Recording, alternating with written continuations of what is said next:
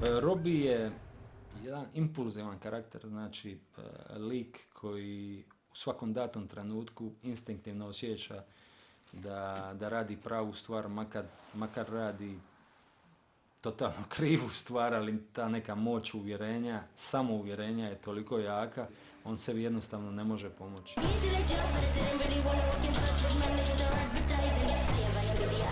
Malo su bile šanse da se ja stvarno kao Ines u njega ne zaljubim, da mi se on ne sviđa.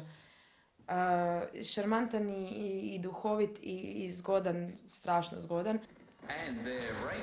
Ali ja bih rekao da je on definitivno jedan od članova izgubljene generacije mladih Hrvata koji jednostavno ne znaju šta bi sami sa sobom, ne vide nekakvu perspektivu studiranja nego neki lakši način dolaska do love i sam taj način življenja ga dovede u tu situaciju u kojoj se nađe, otkud kreće cijela priča.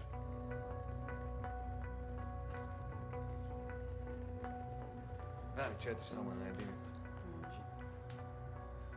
Pa ne znam, on je baš hazarder. Doslovno ide u tom smjeru na sve ili ništa. Ne? Ja mislim da on uopće ne razmišlja u tom trenutku šta je na kocki. Složen je lik, trodimenzionalni lik i on je u suštini jako dobar.